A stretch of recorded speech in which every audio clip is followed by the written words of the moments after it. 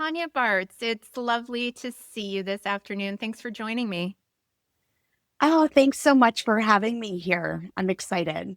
I am excited too. So, we have a lot to talk about today, and I'm really thrilled for this conversation. I know quite a bit. We have some similarities in our background from the UX world, but what I'd love to do is give you an opportunity to start out. Tanya, can you tell us the story of your life and career in a couple of minutes? Yeah, I started out with a general business degree.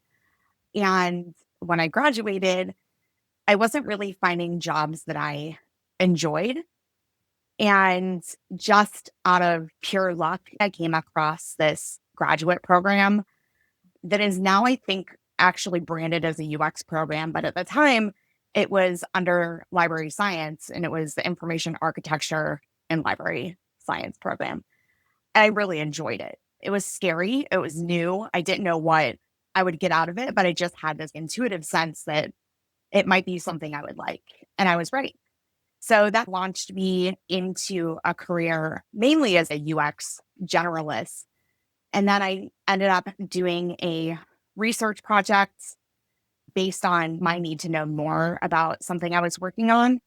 And it led me to do a research project in Afghanistan because I was working on a project for the military.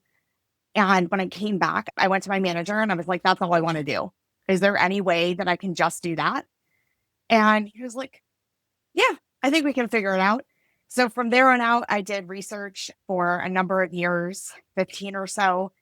But then I had a medical diagnosis. I had a cancer diagnosis. And when I was coming back from that, it just became clear that being back in a corporate space wasn't something that was going to be realistically helpful for me. And then I started to really think about leveraging all the experience and skills that I had as a hobby in the background in holistic wellness and integrative nutrition. I was like, what does that look like if I actually start to put that into the world a little bit more? What kind of things could I do? And so that's where I'm at today. I love it. I feel like every time I have a client conversation or run a session, I get almost as much out of it as they do. And it lights me up. So I know I'm in the right spot. Thank you for sharing your story. There's so much I do want to unpack. I was feverishly taking notes as a researcher myself. You mentioned going to Afghanistan and realizing with that project that you really wanted to focus on the research end of things. Why was that? Was it the human element, or what made you realize at that moment in your career this was it? Yeah, I think it was a little bit of the human element, but also it really untapped this element of my personality, which is curiosity and empathy that I didn't realize was important to me as it ended up being. And I just was so excited every time I got to hear someone's story and listen to them and realize that I could truly observe and help and use that to really be a change agent for them. There's That's so helpful. And there's multiple reasons I wanted to speak to you. I'd love to talk about your life and career inflection point and how you made the pivot. I've been working with women who are in this messy middle, as we put it, where they know what they've been doing isn't what they would like to be doing, but they're not quite sure what's next. And this moment you were speaking about with your cancer diagnosis and getting through your medical experience, I've talked to many women that just something happens, whether it's a medical diagnosis or they hit this low in their life and it helps them wake up. And I'm curious if you could speak to a little bit, Tanya, to the degree you feel comfortable. What about your experience medically made you realize this isn't the path anymore for me? Yeah, I think there's definitely a couple of things, but ultimately it was very life changing. It happened very abruptly. And so it was one minute I was just not feeling well and going to my doctor. And the next minute I was admitted as an inpatient to a hospital to begin chemo. So it was, I think, just realizing one, I feel like I'm probably going to be the person. I don't want to be like, oh, it changed I didn't know how short life was, but it's kind of part of it. Like I really started to reevaluate like how I wanted my life, I think, to feel was really what it came down to. And I realized I didn't want to feel rushed. I didn't want to feel like I was beholden to somebody else's timeline because I think for a couple years I had that timeline taken away from me and I really wanted to get it back. And I think just also the experience that I had already in the holistic wellness space and the training and certifications that I had really helped me through my journey. And I really started to evaluate and think about what happens if I can also help people. Like maybe they're not in that really critical situation that I was with a medical diagnosis, but even just feeling overwhelmed with life. And I have this moment where like my heart breaks a little bit every time I hear about a person that is just saying, I'm so overwhelmed. I don't know what to do. I feel like I have all these signals coming at me and all these things I'm told I need to achieve. And I just want to give them a big hug and be like, no, it doesn't have to be that way. Like, you really have the ability to make your life what you wanted. Understandably, there's constraints and things we can't control that we have to work around, but you do have some agency to make it feel like what you want. And it doesn't mean that you have to do everything that people are telling you because in the end of the day, it's you that feels how those things impact yourself. It's not anybody else. There is a And wake up call. And you're right. Not everyone has a medical diagnosis that they're grappling with.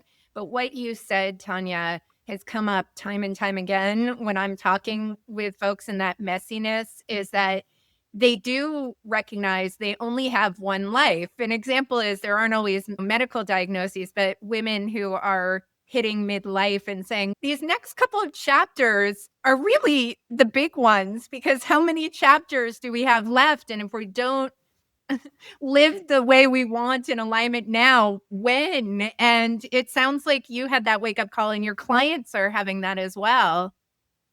yes, Yeah. absolutely. It's been really fun. It's been such a nice journey to get to this place where I finally am starting to feel like, oh, I have agency over my own life. Like I can really choose different paths. And it doesn't have to be the same. It's not, I did something for 20 years. That's all I can do.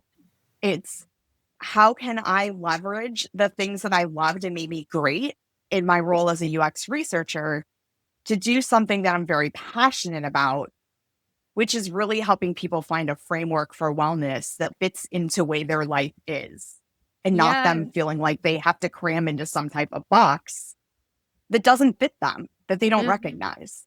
Absolutely. And I do want to delve into your framework and frameworks. You've had this career in tech and UX research, but you also had a background in holistic wellness in that space and integrative nutrition. Can you speak to that? Was that a background you had all along in your path? And can you speak to where that began for you? Yeah. So it definitely wasn't something I had all along.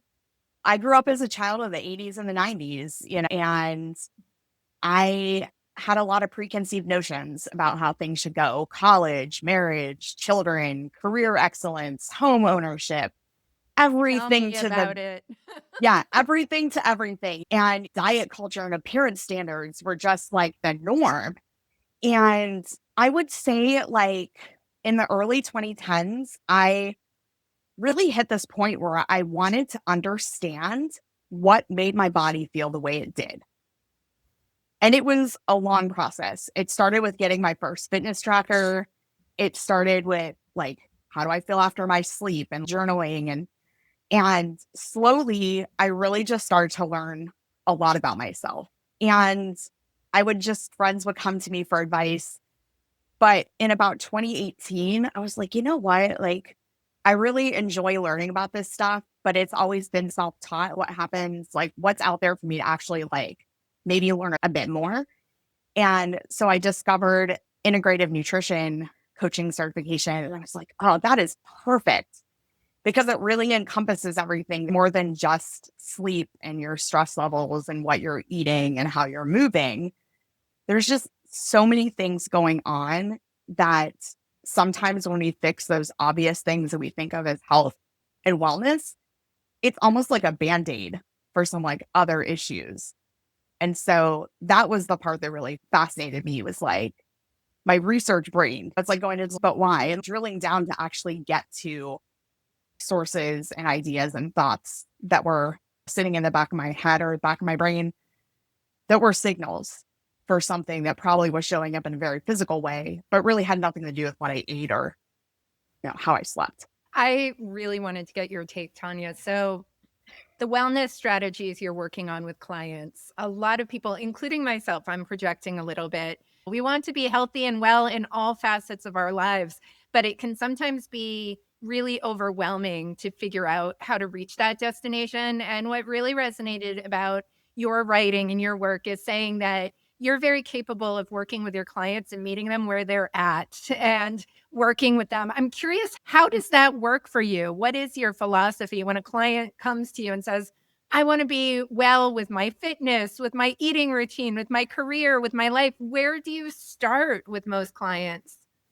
Yeah. So where I actually start is doing an activity around time blocking called Reclaim Your Day. And we start there. And this kind of allows a bunch of different things. Like the real big obvious benefit is time management, but it starts to really, I get like a good idea or start to get a good picture of what other things might be underlying that are they're going there. And with the program, with the Perfectly Imperfect Wellness Method, I think like it's always good to start with what's top of mind. If someone comes to me and like example, you said, I want to work out more. I need to exercise more. We start to unpack that. It's a little bit of a discovery journey. Why do you feel that way? How do you feel when you exercise as opposed to when you don't? And sometimes you can really uncover other things that are going on. Like maybe it's sleep that's impacting things. Maybe it's some sort of relationship, work, personal, whatever. It could be a bunch of other things that are happening and having that starting point, but then starting to branch out and look at other areas of your life or other things going on really helps my clients see just how interconnected everything is. And then I think that gets them a little more excited about, okay, now that is the root of the problem. How can we address that? And sometimes it's something we can work on together. Sometimes they uncover opportunities that maybe need broaden their care team and use someone with very specific experience in a particular area, whether it's a physician or something else. Okay. But yeah. My last name's Perfetti, which I think some of my ancestors must have just been those annoying perfectionists who just needed to get everything right. The Perfectly Imperfect Wellness Method.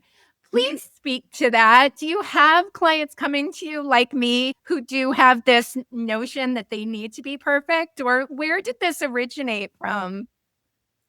Oh my gosh. Yes. I feel like that society has reinforced perfection in countless ways, whether it's getting the perfect grades when we're younger, to you need to have the perfect sleep schedule, you need to have a perfect performance review to be worthwhile in your career, you need to have a perfect appearance to attract a mate.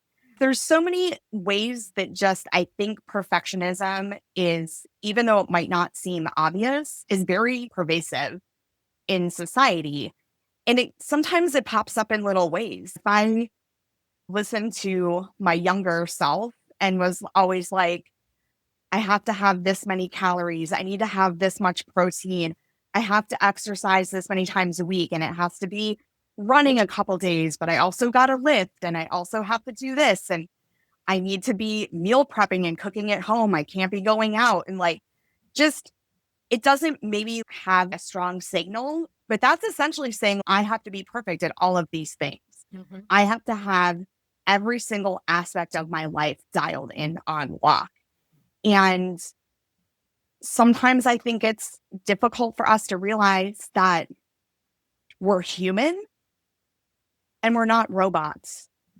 It's more about making something perfect for you in the moment that you're in rather than perfect, as in I have to do all the things 100% all the time. When you were speaking to Tanya, that sometimes we feel like we need to be robots. You've made an intentional choice to leave the tech world. Many people I know are either leaving the tech world or thinking about it. When you made the choice to move in a different direction, did you think about the culture of the tech world at all? I'm just curious your take because I've been having a lot of discussions with people who are wavering that the tech world does not seem to be about promoting imperfection these days.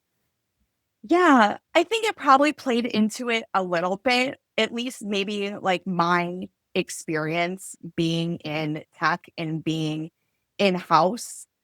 And I did have a moment where I needed to recognize that it might not always be like just that situation of tech being too much for everybody. But I started to realize that maybe that's just not where I fit. Like coming home feeling burnt out or having anxiety over a performance review or how research insights were taken. I think I just started to realize more and more that like maybe some people, like maybe that's the space for them. Everybody's different. Everyone has different professions and ways they go about their life for a reason. But I think for me, it just became a little more clear. It was a little too high stress, I think, for me. And a lot of times I think we feel as like UXers that no one really listens to us or like we do work and then it just gets brushed off. And I can do my work and I'm the only one. Really, it's down to me to what I want to do and what's important to me and how I feel about it. And it's not as much stress of someone else's deadlines. So I think for me, it was just realizing more so that maybe that's just not where I wanted to be and what's not best for me. Okay, Tanya, I need your help. I have a real case scenario. I did want to talk about your reclaim your day practice with a real world challenge if you're Sure. game. Yeah, Okay, let's do so this. reclaiming your day practice. I work with a lot of women trying to figure out what's next in their careers, but there's something that's been top of my list that I just can't get done. And I'm curious how you'd use the reclaim your day practice. Every day over the last couple of weeks, I've been setting my alarm for 5:45 in the morning because I've said to myself internally and I've said to my son, my 9-year-old, that I want to get up before the day starts and I'm going to go down to our gym and get on the treadmill. And every day that alarm goes off and nothing happens. And my son wakes up, did you do it? And I didn't. So I'm wondering, I'm coming to you now. I'd like to get fit again. I think the way I'd like to get there is by exercising first thing in the morning. How would you tackle and address it with me? I do need help. Yeah. I think honestly, like exercise and how people are eating, what nutrition they're putting in their body are, I think, really top of mind things for a lot of us. And where I would probably start is this time blocking framework looks at what you're doing throughout the day in a couple of different ways. It looks at just how much time it takes, but you can go in different directions. Is it something that gives you energy? Is it something that depletes your energy? And even exploring what that balance is throughout your day. Do you just have a bunch of energy draining things in the morning, maybe, and then you just can't catch up no matter how many other things you Yeah. put in? Or do you start on a really high and then just things slowly zap you to zero? But you can start to look at like those type of things and really start to understand maybe like where things are in your day, how you're accomplishing that task that you want to do. Maybe the modality you're using isn't something that excites you. A lot of times I tell clients when it comes to exercise, I'd rather use the word movement because I think Mhm. it's movement that's really helpful. And that can come in a lot of different ways. The reason why a lot of us exercise these days is that we're not walking around being hunters and gatherers like we were centuries ago. And we're a lot more sedentary. And so to keep our bodies in good shape, we need to actually set aside time to exercise. But that can look like so many different ways. And so challenging or talking about what are the feelings that come up when your alarm goes off? What are the like where does the stop occur? Is it getting up at 5 something in the morning? Is it when you look at like your leggings and you're just like, nope? It's immediately when my alarm goes off. I have excellent intentions the night before, and the whole rationale was so I'm not a morning person, and that's something to think about what's in alignment with who you are. But it was trying to think about how do I integrate exercise? And I appreciate now, Tonia, I'm going to say, how do I integrate movement into my routine? The reason I was choosing 5:45 is it's before my son's awake. And I thought, oh, that can be me time versus after he's asleep when I'm wiped out. But I think that's not my time for movement. I think that's the sense I'm getting now since I don't even lift up from bed. Maybe you still need that me time in the morning before he gets up, but maybe it's either not so early and or is something else. Maybe it's just stretching. I love a really good slow morning or slow evening stretch, something I can even do from my bed. Maybe it's, I don't know, like sometimes I break out a coloring book. It just could be that maybe that me time is a little bit different. Yeah. And maybe how you move, maybe just exploring, trying little things like what does it look like to maybe walk around the block or Mhm. and doing that like a few times a day rather than 30 minutes all in the morning when you just don't have that energy. I think this may speak to you with your background in research, but I'm wondering as researchers, we look for patterns and we synthesize across many people we talk to. And one thing that's really fascinating to me about the work you're doing with clients, when you're doing the reclaim your day exercise with your clients and they're starting to identify what may be draining their time and may be hidden from them. Have you seen any patterns across many clients when they do this exercise in terms of what the drain is? And if so, what are some of those patterns or anything that surprised you? Yeah, I think the drain often ends up being an activity that you feel like you should do, or maybe you have to do. So, like, we all have to eat, right? So, I can give like a personal example. Before my diagnosis, I love to cook from scratch. And I like to the point where I made my own Greek yogurt in my instant pot. It was Oh, wild. wow. I was like making my own pickles. I was like doing it all. And I loved it. It brought me a lot of joy to actually know that I made something with my two hands in the kitchen.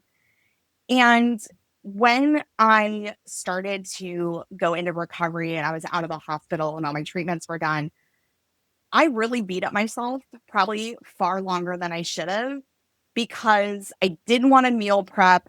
I didn't want to cook complicated things.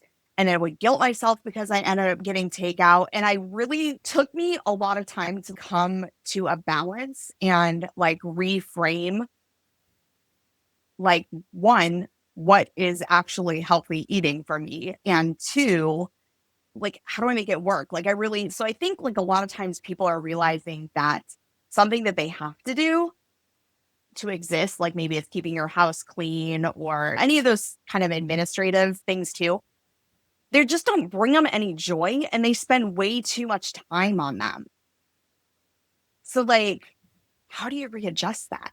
How do you make that work for you? Is it like listening to a podcast while you're doing a task? Is it realizing that you can have frozen vegetables in your freezer and it's okay? You don't have to go to the farmer's market every 3 days to buy and chop and prep new veggies. Like, what does that look like for you? Like, how do you make that mandatory thing something that's a little easier to deal with? And I think Yeah. that a lot of times it's stuff like that really gets to us.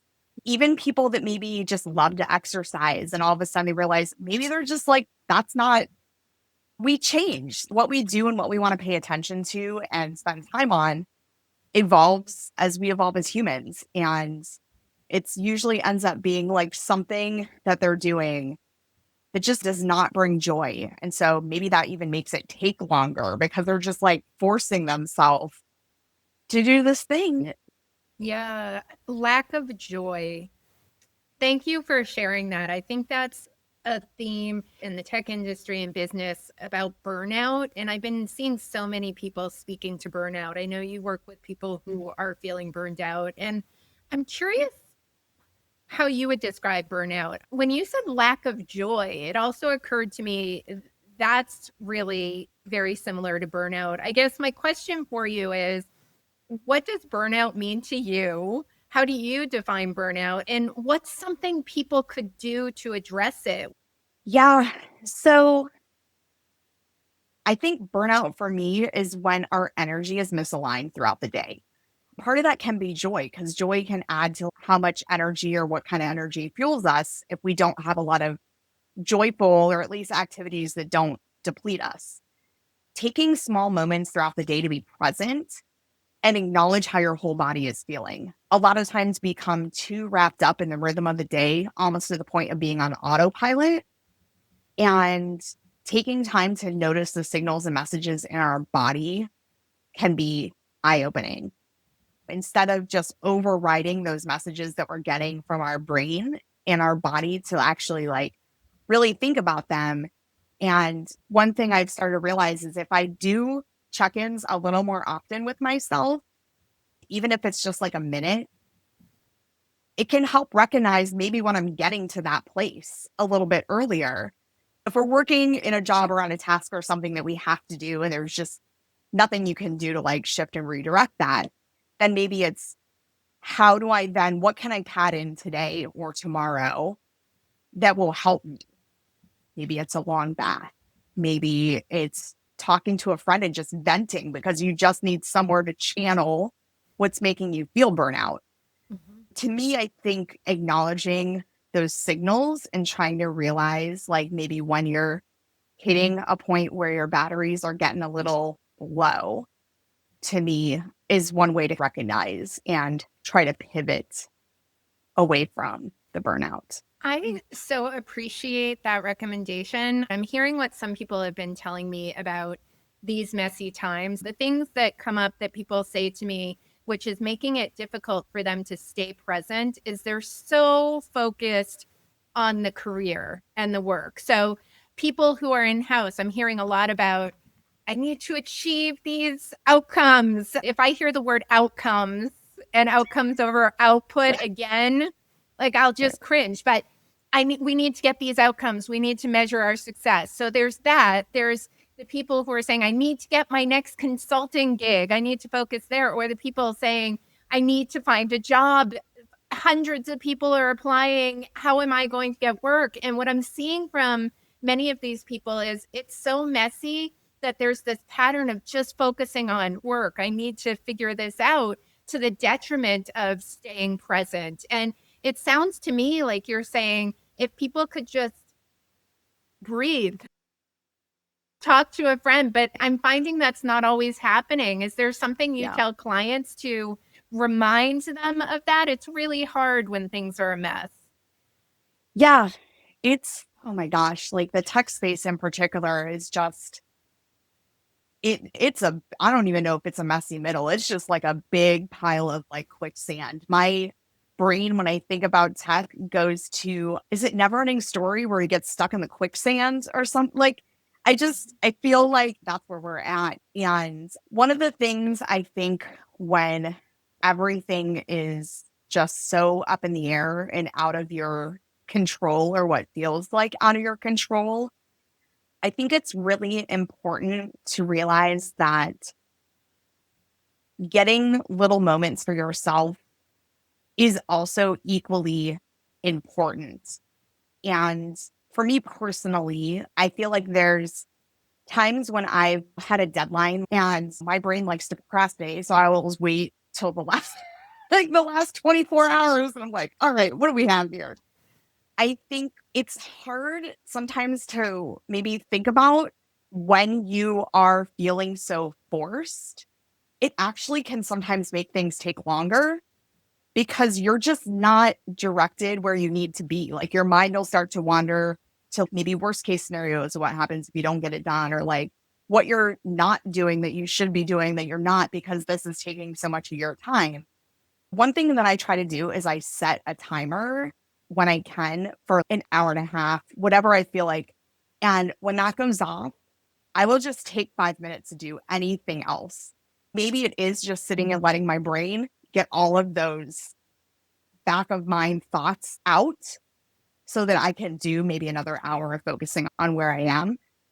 I think that's a hard place. So just having what I like to call your self-care toolkit. What are little things you can do in 3 or 5 minutes when things are just feeling really out of your control to at least try to allow you some space to like breathe? Maybe it is just doing deep breathing. Maybe it's journaling or coloring or just sitting in the sun for 2 minutes and coming back in, or walking downstairs to the coffee shop in your office and just grabbing some tea or something. I think it's hard to do that sometimes, but I do think that trying to have something in your day or your week that you're looking forward to can sometimes help. And it doesn't have to be complicated. Oh, I get to go home and hug my dog. Yeah. I'm so excited. I'm going to do this thing I have to do because my reward at the end is I get to go home and hug my dog or my cat or my child or husband or whatever that is. 5 minutes really isn't that big of a deal. And even I sometimes struggle with 5 minutes. And then I get 3 hours into doing something like on the boring side of business that I don't like doing, like government stuff. And I'm really cranky. And I'm just like, oh, yeah. All right. If I finish this, like, I'm going to leave my office for 5 minutes, or I'm just going to go have a piece of candy, or just sit and stare, just blank out. I think sometimes we're just oversaturated by all the things we have to pay attention to, that sometimes just setting a timer for 5 minutes and staring at the ceiling or looking out at the sun is enough to calm our systems again, to get us back into a place that maybe we can focus on the thing we don't want to do, but unfortunately have to do. Yeah, absolutely. We both brought up, and I know it's top of mind for both of us, this messy middle. And there's actually some positives. Like when we say the messy middle, messiness doesn't usually connote positivity, but I'd really love to get your take. And you've spoken to this a lot already, Tonia, but this messy middle period, what can be really positive about it and what I'm seeing, we spoke to, sometimes there's a catalyst that leads to the messy middle that you've recognized. And this is a good thing, that what you've been doing is not working. It's not what you want to do. And you've recognized there's something else bigger and better out there for you. But this messy period, I've spoken to a lot of people about how to manage that uncertainty. And you've shared some tactics with us. I've heard some say just believing that the universe has our back and it will all work out. I can tell you, a lot of people are struggling and they really don't see the path forward. What do you say to them? You've already given a lot of ideas, but is there anything specifically they can do, whether it's speak to themselves, or what do you do in the messy middle? For a lot of people, thinking that the universe has our back isn't cutting it.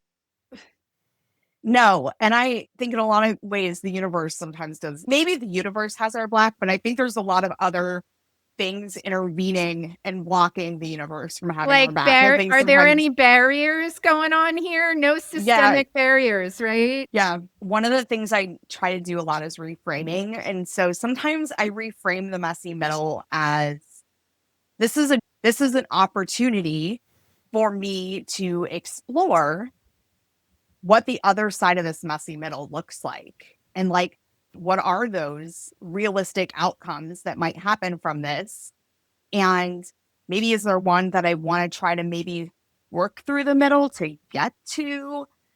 And so trying to maybe have a little bit of curiosity when you're in the middle, as well as really just listen to what your gut says. I think we try to not listen to our intuition a lot. and what it's telling us, because I think it often tells us scary things we don't want to confront.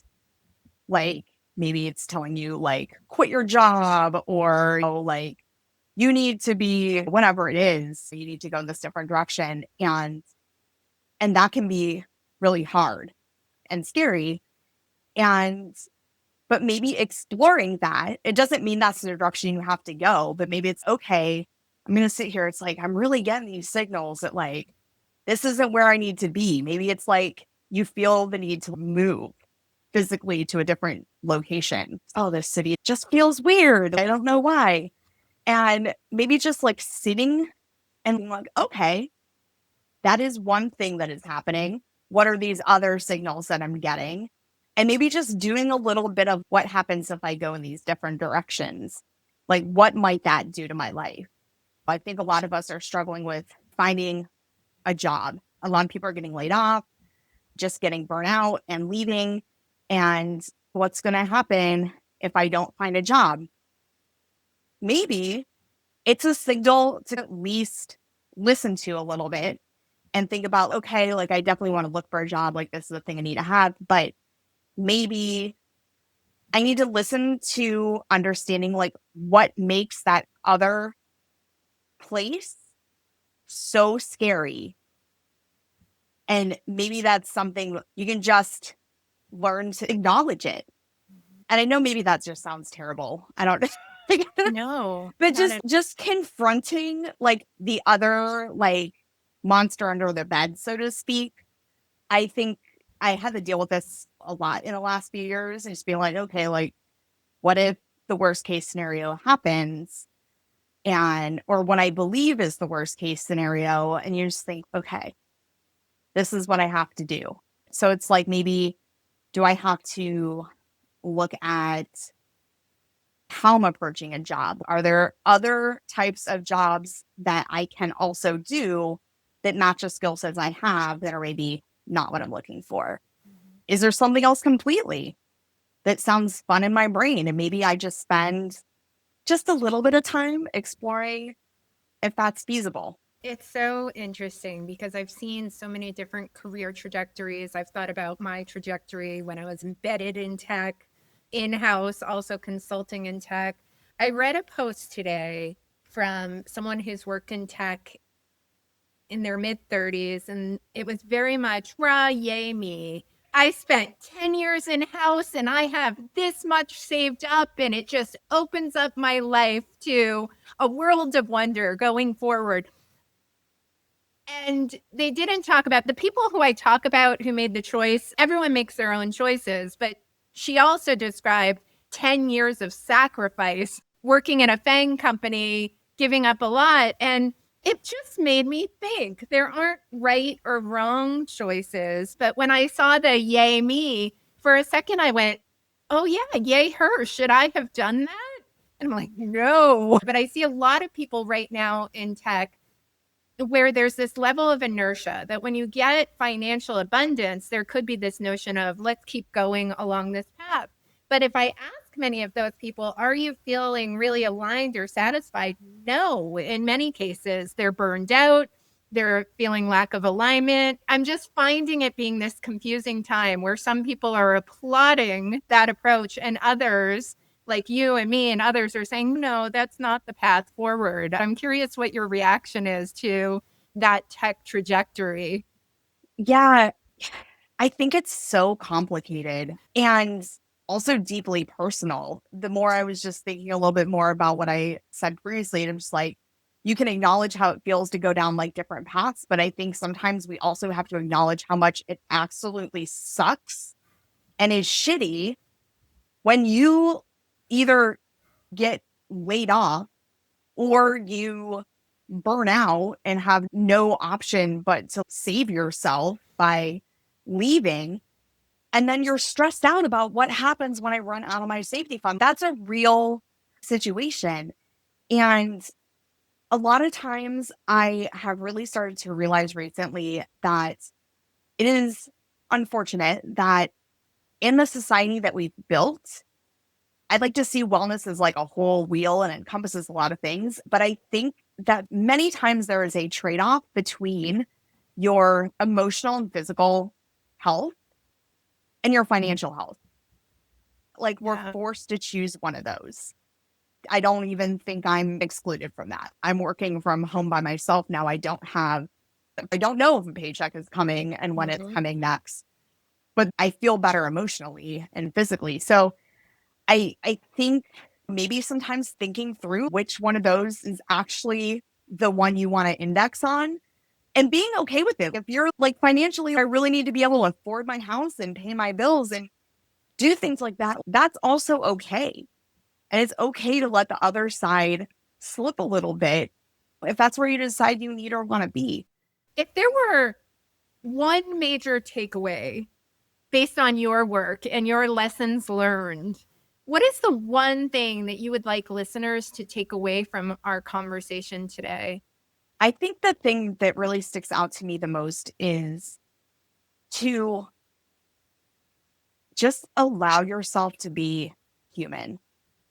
There's a lot of signals we are all getting from so many places telling us how and who we should be and how we should behave and what we should be spending our money on and what we should be spending our time doing. I think that just maybe acknowledging like you and that it's okay for perfect you to be different than perfect me.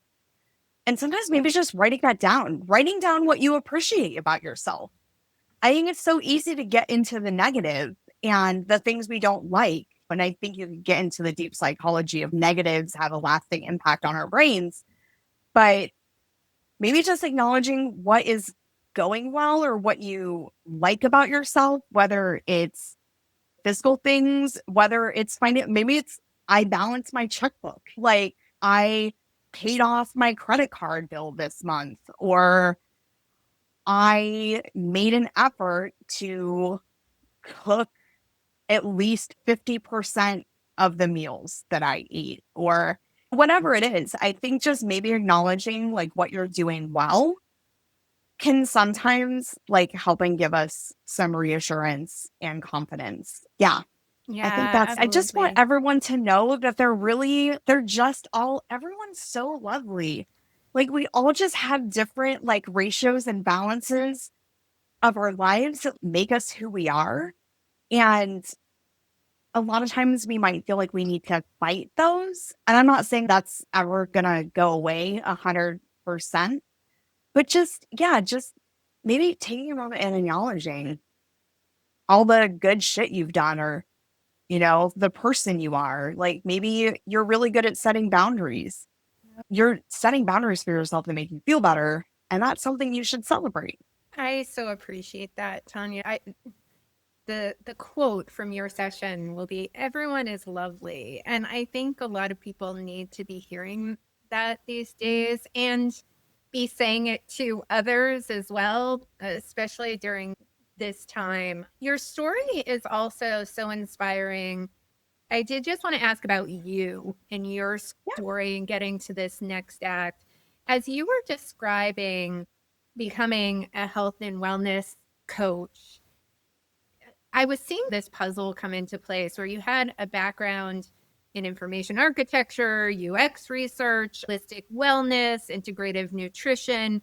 And it seems like all of these little pieces of who you are and what your skill set and zone of genius is came together and snapped into place. Did it feel like it just came together, or did you have a messy first? Did it just snap together, or did it take you a while? It took me a while. Oh my gosh. When I was finally at the point post treatment and like in recovery where I felt like, and my medical team felt like I could try to go back and do some sort of like type of work again, it was really difficult. I think I just assumed that I would be able to step right back where I was before. It's going to be fine. Like I am better. I'm in remission. Like I can just go do what I did. Like my brain hasn't changed, my mind and what I know hasn't changed. But going through and trying to do that and then just getting more and more signals that maybe it wasn't meant to be, was really hard. I resisted it for a while. I was like, oh, cool. Nope. Then I'm just not looking at the right place. Like, I just need to go find like a different place to work, or maybe I need to go look at something else, or I need to revamp my resume. I came up with all these excuses why it was so hard. And in the back of my brain, it's like, no, that's just like something I do for myself. Like, I help friends when they come to me. Like, I'm really into sharing it, but I don't want to do my own business. I don't even know. That just sounds terrible. Like, it just Yeah. sounded so awful at first. And I really grappled in that messy middle of trying to figure out, like, almost like pros and cons. Okay, what happens if I actually try this? We're not saying I have to do it forever, but what happens if I give it like 5 years? What does that look like? What are the sacrifices that happen either financially? What are some of the possible benefits that come out of that? And it was a really tough decision. I really went through like my own process of being okay with it. And I still remember the day that I actually took a 3 day or like week long process of setting up my LLC, getting my EIN number, needing to get a business bank account, and all these things I had to do, a registered agent. And it was extremely scary. Like, I just sometimes I even just sit and look at it and I'm just like, did I really do this? Do I have a business? Because I feel like it also just feels so natural. And so I think that's the thing that like helped me realize I was in the right place, at least for right now, because the work that I'm doing in the thoughts and ideas and things I'm sharing with my clients and with the world are also just signals and reminders for me. So I feel like I'm also on this journey with my clients and with other people, but it just has started to feel so natural. And I don't think I felt like that in a really long time. I just felt like the work that I did just felt like me. Yeah. And I know that's probably, it's like a hard thing to explain. I didn't hate being in the research world. I loved my job. I loved the people I talked to. I really enjoyed creating the perfect methodologies and like, how do we get at these answers? But there's just something different about this Yeah. work, and it just feels just inherently natural. Yeah. And sometimes that in itself is also extremely scary. Yeah. I Why does this feel so normal? Yeah, I'm wondering too. And I wonder to what degree this is something that you keep in mind. For those who watch this conversation, some will be listening, but I've been seeing in the background at your home, you have don't do things that are not important to you, a little sign back there with the letters put up. I'm wondering, is that something you're thinking about now on a daily basis? It sounds like this is one of your mantras. Yes. And it actually has I feel like it's a lovely story. One of the treatments I had to do was a stem cell transplant. I'm gonna get vulnerable here for a minute. I might start crying. But essentially it reboots your entire immune system. So when I was out of that treatment, I was so immunocompromised that I was essentially an infant. I had to have all of my childhood vaccinations over again. You're super immunocompromised, like a new person, a new baby. They do a lot of training. So I had to take these classes with my caretaker, and it was all this like what you can and can't do once you're home. And they give you just all these things you can't do. Like, you can't eat out of a salad bar. You can't have a fountain beverage. You can't go camping. You can't garden. You can't hug your pets. And I just was like, whatever, just what? And I remember like melting down Mhm. to one of my like follow up nurses. And I was just like, I don't. And she goes, listen, everything comes with a trade off. And so that's what you have to understand. And we were talking specifically about there's just no way I was not petting and hugging and sleeping with my cat. Like, he's my emotional support animal. Like, it was not happening. She's, you know what? If that's important to you and you know that there's potential risks and you're okay with it, like, that's okay. But do you really like gardening? I was like, no, don't do that. And it really just stuck with me. It's just like, just don't do the things that are important to you. Yeah. Yeah. Tonia, this was so fantastic to chat with you. I'm wondering if my audience also has more questions for you, or they'd like to find you, where is the best place they can find you? I'm a lot of places. So I think for us these days, you can always find me on LinkedIn. I also have a presence on Blue Sky and Instagram and all those social media apps, or just visit my website. And there you can really just get links to all of those social media resources.